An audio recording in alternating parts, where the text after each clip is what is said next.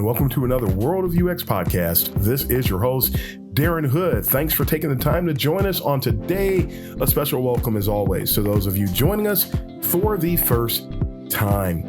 We're going to go back to our Potpourri sessions on today. There are a few topics that I want to spend some time addressing during this episode. So for those of you not familiar and might be joining us for the first time, the Potpourri sessions are where I just take some random topics, some of which came up during conversations, some of which came up on social media, and they just sort of stand out and want to spend some time addressing them for the audience on today.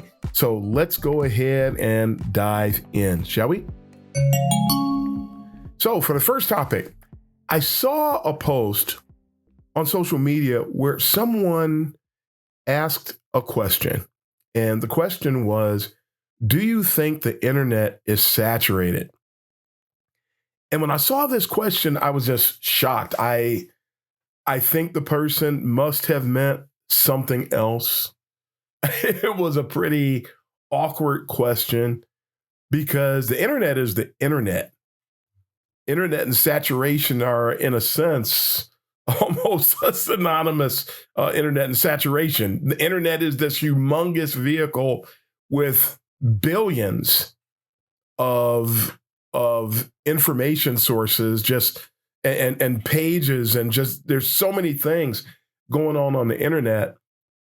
And it just made me think about, and this was a UX person who actually said this, and it made me wonder if they're talking about things related to the job market. Is the UX job market saturated? And it was a very strange question. I wish I'd maybe just reached out to the person, but it did spark some thoughts, and one of which I just thought I'd kick off this Potpourri session with.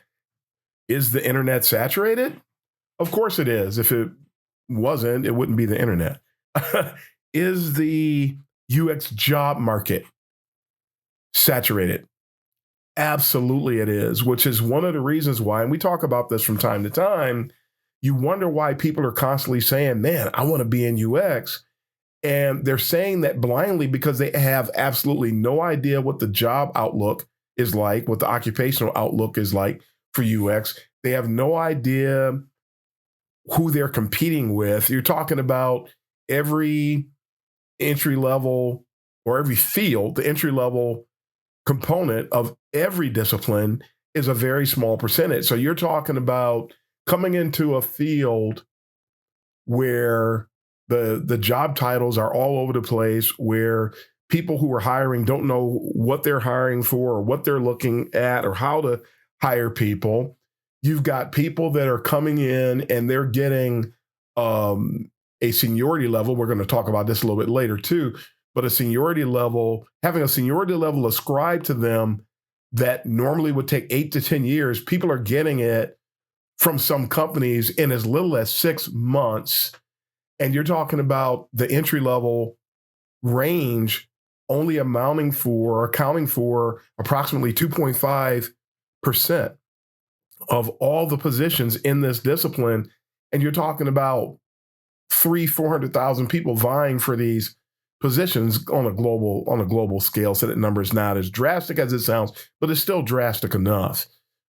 So the world of UX is oversaturated, and it's also dysfunctional. And most of the people who are hiring for UX roles have absolutely no idea what they're doing. So it really makes it pretty strange. And it really, for people that are, I would like to get into UX. Do you know what you're getting into? Do you know what you're up against? And a lot of people don't, which makes it sort of, you could just shut down entry level for UX right now for 15 years, probably, and a slight over exaggeration just to make a point.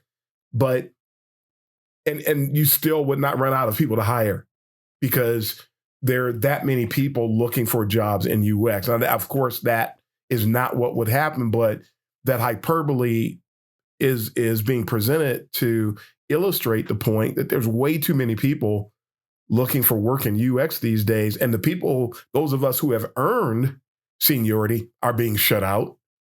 So the people who are at their 6 to 10 level of experience have no idea if things can continue as they are. They have no idea what waits ahead for them. I doubt it's going to continue like that. Something's got to shift.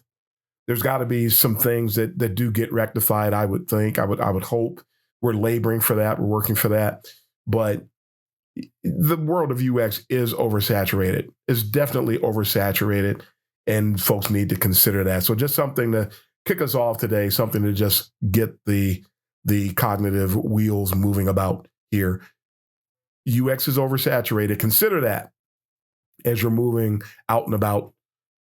Please engage. You're talking about entering a discipline that requires critical thinking. Critical thinking is at the core of everything we do. And then we've got people coming in that are critical thinking averse. That just doesn't even make sense. But that's where we are today. But that's it for topic number one. Let's move on. I saw a post on social media where someone said they had a big graphic associated with it, and they were making a big deal out of it, and to an extent, rightfully so.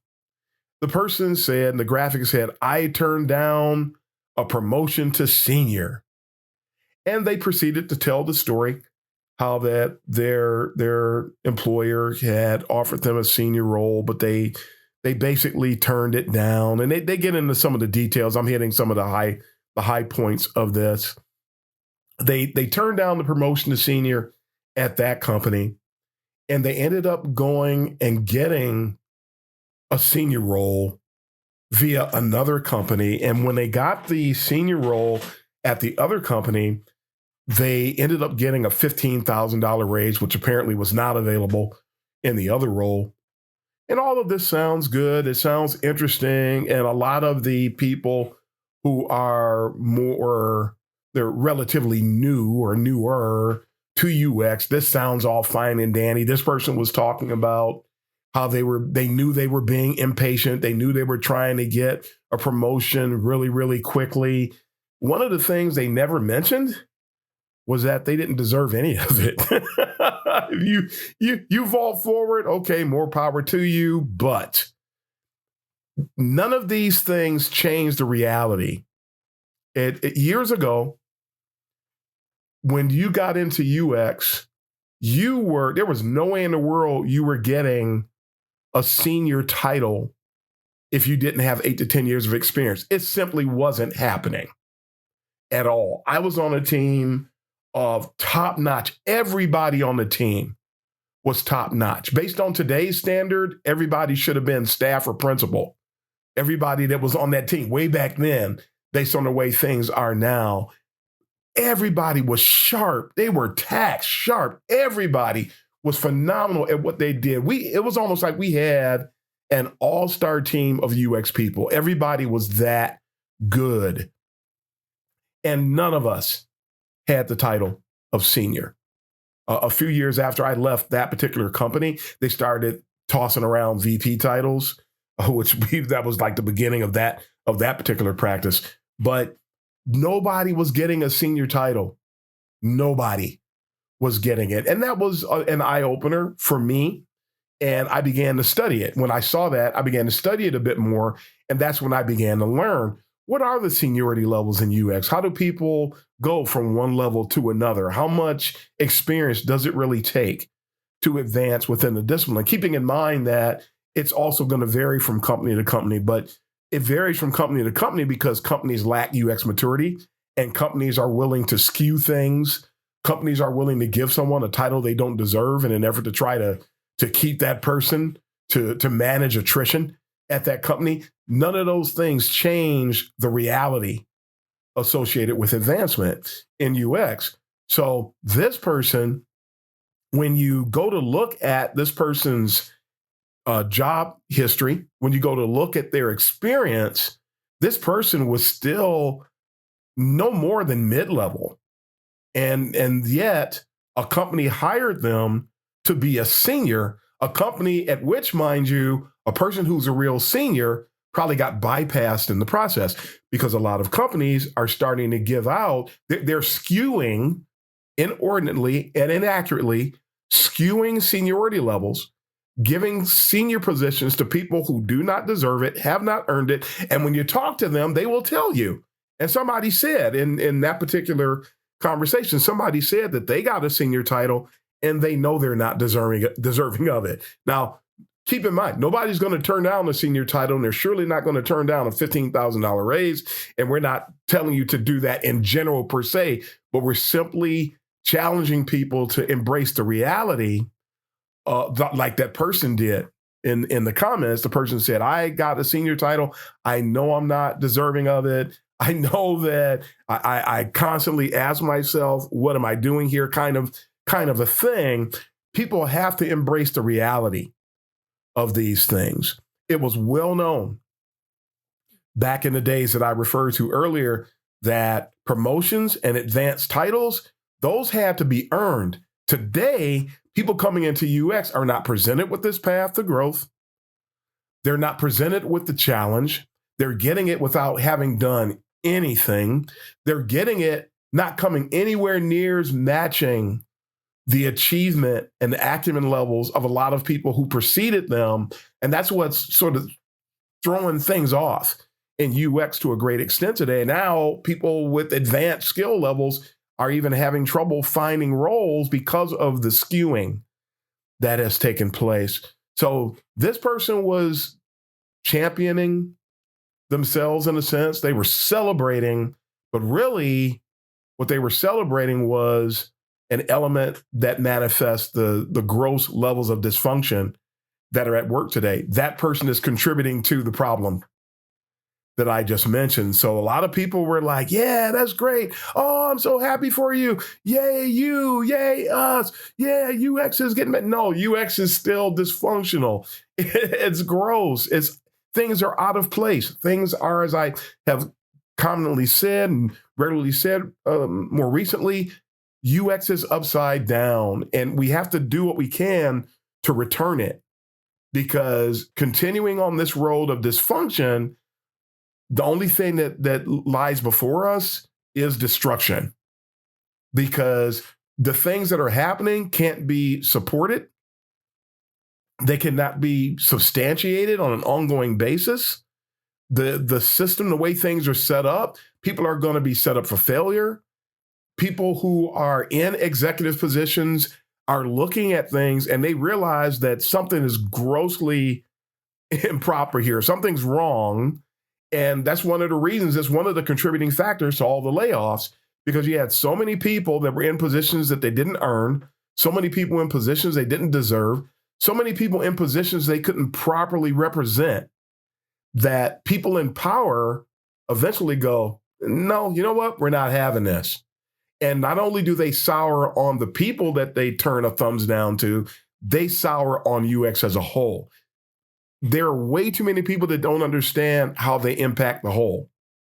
And this is one of those things. The person turned down the promotion to senior, rightfully so. When I first saw it, I was excited. Wow, a person who actually had the courage to not accept something that they knew they didn't deserve.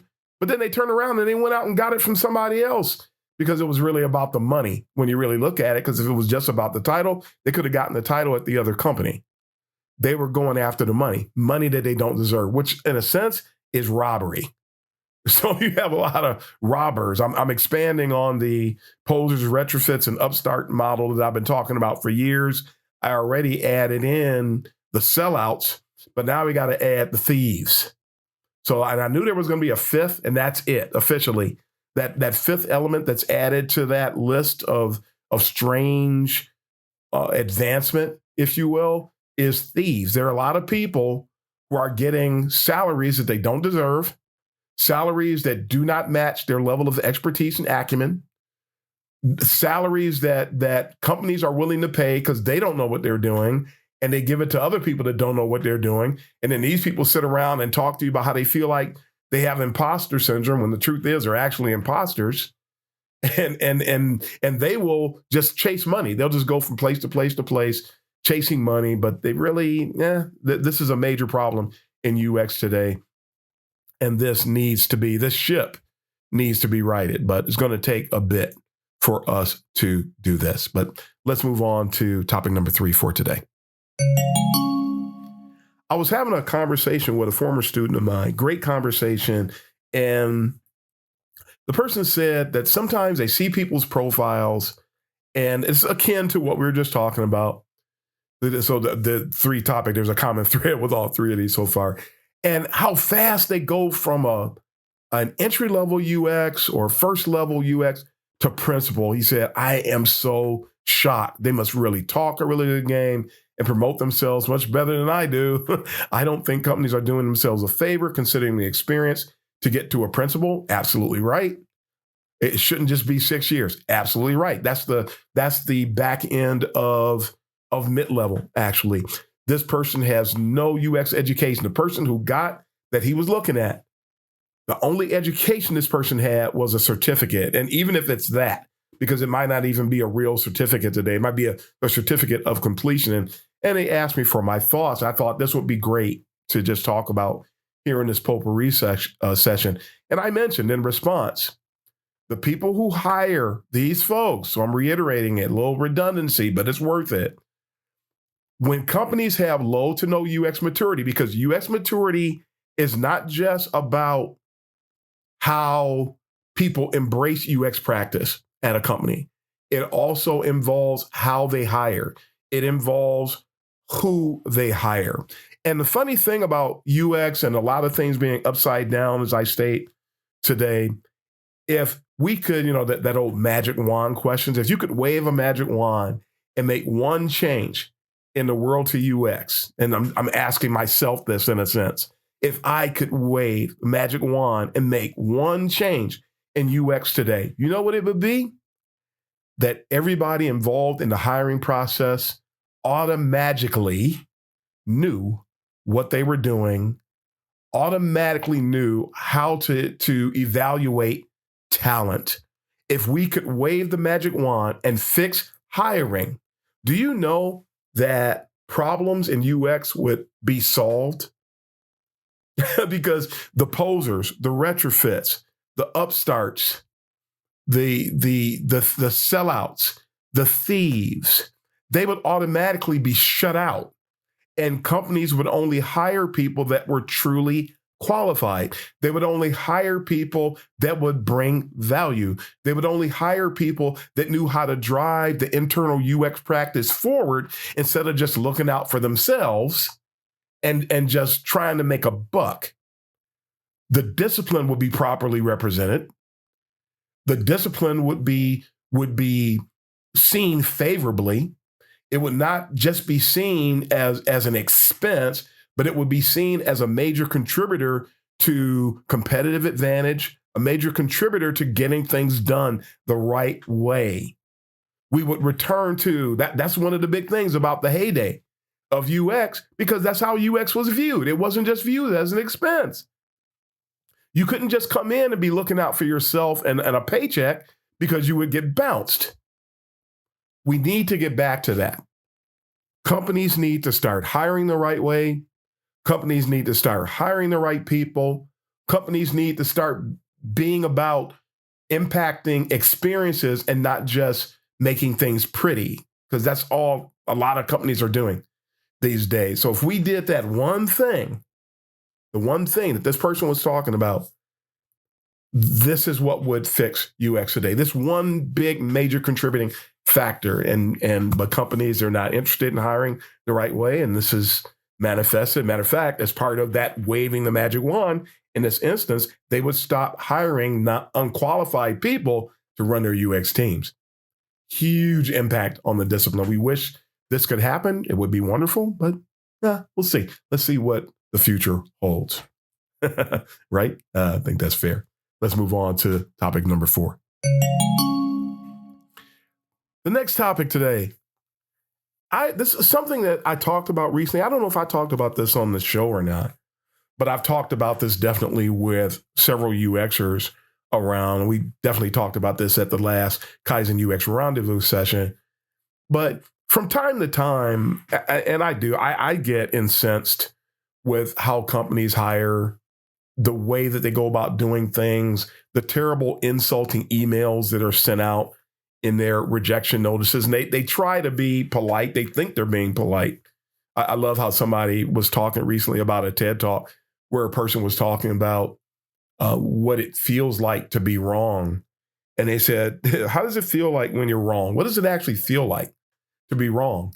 And it was a seemingly rhetorical question, but there's an answer for it. And the person later goes on to say, you know what it feels like when you're wrong? It feels like you're right. One of the reasons that people don't recognize error is because they leave critical thinking out of the process. And if you leave critical thinking out of your standard daily operation, you can be 1 billion% wrong, but you will feel 1 billion% right because you haven't really subjected anything you're doing to any level of scrutiny or critical thinking. So that said, I really, companies, they send these terrible rejection notices and they're so insulting. It just adds salt to the wounds associated with the already stressful and terrible job search process. If you're moving on with other candidates, just say you're moving on with other candidates. Nobody needs to know the reasons why. The reasons why that companies share are usually a lie. They're usually thought of as some type of a courtesy when they're really like a backhanded slap, a figurative backhanded slap to the applicants. But it's funny how, I get someone's sense that sometime I see a company that I know for a fact, either firsthand or have heard through the grapevine. And yes, the grapevine is an official mode of communication for those that didn't know. All you have to do is take a nice, excellent, well-designed course in interpersonal communication to learn that. It is an official line of communication. And I've seen a lot of different things with these, and I get frustrated when I see these same companies that we know are bad out on the internet, on LinkedIn most notably, boasting about a position that they're applying for or something of that sort. And so one of the things I've done that I've talked to a few people about this with, I have at times, I will leave some type of a red flag notice to people to beware of this company, not telling them not to apply, but just beware of this company. This company has been known to do some really offhanded types of things. And so there was an instance recently, and this is going to be a story that will have another chapter to be told later. But there was a company that I can't say too much about this situation, in all fairness to the company and to everybody involved in the process. But there was a company that I just said, you know what, this coming out, and this is not the first time I've ever done this.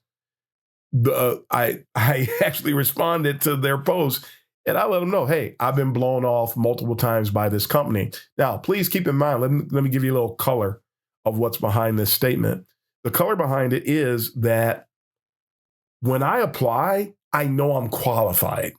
I applied at one company for a remote UX manager role. I know I'm qualified. I've done the job before. I'm well qualified. Matter of fact, I already know I'm one of the more qualified people that's going to apply for that role. I already know that. And I let the person know, sometime if I apply for a role and I'm connected to the person who shared the post, I will let them know, hey, thanks for sharing the post. Just to let you know, for whatever it's worth, just to let you know I applied, fingers crossed, yada, yada, yada. And the person replied to me and they said, in this instance, the person said, okay, hey, thanks for applying. We just started the process for this particular role. If you're qualified, the person in charge will reach out to you. And I'm going, what do you mean if I'm qualified? And I'm thinking, wait a minute, you connected to me. So I would think that I talked before about blind connections. You know my background, I would think. You know what I do. You know who I am. What do you mean if I'm qualified? So needless to say, I'm probably not going to get that role. I didn't say that to the person. I was just thinking this. But it just reminds me of this other situation because I've applied. I only apply for roles, again, that I qualify for. I'm not like these people, and I do not endorse applying for everything if you're not qualified. I don't endorse that. The people who do that, shame on you if you do that, because those people contribute to fatigue on the part of the people who are actually doing the screening. And then you make it harder for people like me that are qualified to get to be move forward in the process, because they get tired and they just start rejecting people in mass because they're just worn out, partially due to all these people who are always posting for things and applying for things you're not qualified for. Make sure you're qualified first. Be ethical about the job search process, because you're creating problem. You're doing those of us that are qualified a gross disservice. So again, shame on you if you're one of those people that do that. There was an instance, again, where I said, I have been rejected multiple times. I've been blown off is what I usually say. I've been blown off multiple times and I know I'm qualified.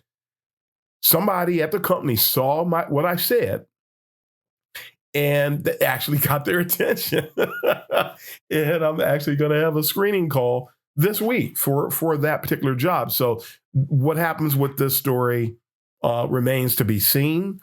But this is not the first time that that's happened. I'm glad for companies that will do that will own things that, I don't know if the ATS system bumped me out before or not. I have no idea what contributed to that. But I do call companies out. I have made it a point to do that. And I'm doing it because I'm looking out for other UXers, because it's a shame. What some companies do in the hiring process is downright shameful. It should not happen. What some of these companies are doing, how they're going about hiring people. These companies that keep hiring people with 2, 3, 4, and 5 years of experience to be directors of their UX departments. Are you kidding me? But it's happening. It's happening. The numbers are grotesque, the volume at which it is happening. But this is part of what I've sort of been building up to. But I will let you know how things come out with that company. How about that? Let's move on to the final topic for this Potpourri session. For our final topic today, I'm going to talk about an under-the-radar benefit of user experience. You have a lot of people, as mentioned, they want to get into UX. A lot of people are trying to get these UX roles. They don't really understand what they're getting into from a standpoint of the work. They don't understand the challenges. A lot of people don't. They don't understand the benefit that UX provides to the business. They don't understand business. A lot of people already in UX don't understand business. But there are some standard benefits of UX that people do understand. People understand that UX can help drive brand goodwill, that it can help generate more brand loyalty. A lot of people understand that UX will help drive better competitive advantage for the business. They understand that, some people do, that UX proper UX operation. We're not talking about the cult of UX now. We're talking about pure UX. When we say these things, can help reduce development time. A lot of people fight against UX because they think that it lengthens projects. It actually simplifies, it actually optimizes, it actually cuts costs, things of that nature. When it's done the right way, when people are just making things pretty and people are just spitballing designs, which is what a lot of posers have a tendency to do, then that's actually adding length and cost to the project. But when you have real UX practitioners, it's actually reducing development time. It's actually streamlining things to a great extent. So a lot of these things are things that many people know. Some don't, but many people do. There is one thing that a lot of people, even in UX, do not understand today. And it's something that when you look at benefits of UX, you will not see what I'm about to mention to you on any lists, anywhere. And one of the hidden benefits, one of the under the radar benefits of user experience is that it acts as hubris insurance. Now, what is hubris? Hubris is where people have, they have a lot of confidence, but they really don't have the skill to back it up.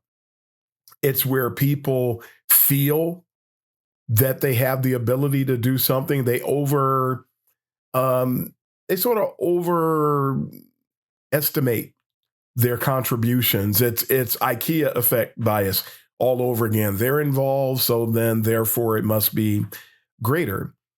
Hubris, by definition, means overbearing pride or presumption Basically, it is arrogance.